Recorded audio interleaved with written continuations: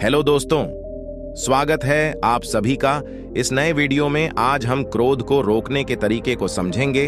तो चलिए इस बौद्ध कहानी के माध्यम से उन तरीकों को समझते हैं जो हमारे जीवन में शांति और खुशियां भर देंगे। यह कहानी उस समय की है जब गौतम बुद्ध अपने शिष्यों के साथ पूरे भारत में धर्म का प्रचार कर रहे थे। एक दिन बुद्ध एक गांव में पहुंचे जहां उन्हें सुनने के लिए बड़ी संख्या में लोग इकट्ठा हुए थे। बुद्ध के शिष्यों ने उनके लिए बैठने की व्यवस्था की और सभा का संचालन शुरू हुआ। दोस्तों, कहानी में आगे बढ़ने से पहले आपसे विनम्र निवेदन है, अगर आप इस चैनल पर नए हैं तो इस चैनल को अभी सब्सक्राइब कर लें और वीडियो के अंत तक बने रहे।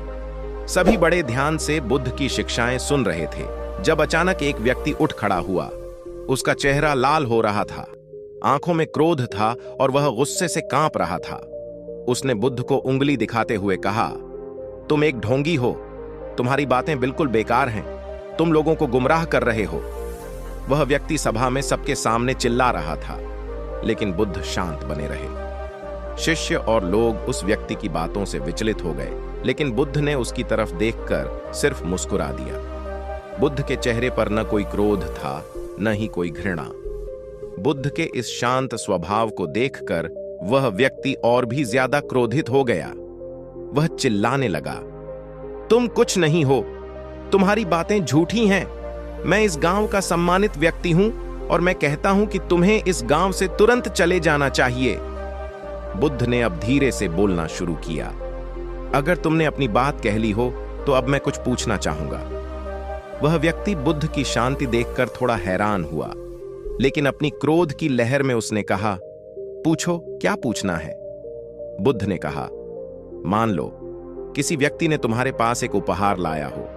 वह उपहार बहुत सुंदर है, लेकिन तुम उस उपहार को स्वीकार करने से इनकार कर दो तो वह उपहार किसका रहेगा? वह व्यक्ति चौंक गया। उसने सोचा कि यह कैसा प्रश्न है। फिर भी उसने उत्तर दिया, अगर मैं उपहार स्वीकार नहीं करूंगा तो वह व्यक्ति का ही रहेगा जिसने उसे लाया है।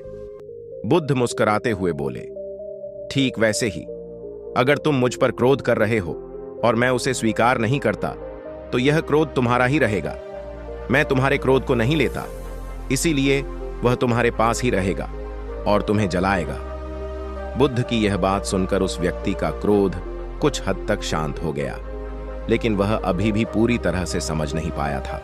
वह व्यक्ति बोला, तुम कैसे इतनी शांति से रह सकते हो? जब मैं तुम्हें अपमानित कर रहा हूं तो तुम गुस्सा क्यों नहीं हो रहे? बुद्ध ने कहा, जब तक तुम मुझे अपने क्रोध का उपहार नहीं दे रहे तब तक वह तुम्हारा है। अगर मैं उसे ले लूं तो वह मुझे प्रभावित करेगा, लेकिन अगर मैं उसे नहीं लेता तो वह तुम्हारे पास ही रहेगा। मैं तुम्हारे क्रोध को समझता हूं, इसलिए उसे स्वीकार करने की आवश्यकता महसूस नहीं करता। उस व्यक्ति ने पहली बार अपनी स्थिति पर विचार किया। उसे समझ में आया कि उसका क्रोध सिर्फ उसे ही पीड़ा दे रहा है। बुद्ध की इस गहन समझ ने उसके हृदय में एक बदलाव पैदा किया। वह अब बुद्ध से माफी मांगने के लिए आगे आया और बोला, मुझे क्षमा करें, मैं अज्ञानता में आपसे ऐसे बातें कर रहा था। आपके धैर्य और समझ ने मेरी आंखें खोल दी हैं। बुद्ध ने उत्तर दिया, क्रोध एक ऐसी आग है जो पहले उस व्यक्ति को जलाती है जिसके भीतर वह पैदा होती है। जब हम दूसरों पर क्रोधित होते हैं तो यह जहर हमारे ही मन और शरीर को नुकसान पहुंचाता है। क्रोध को धैर्य और समझ से शांत किया जा सकता है। हम जितना दूसरों के प्रति सहानुभूति और करुणा दिखाएंगे, उतना ही हम अपने भीतर के क्रोध को कम कर सकेंगे।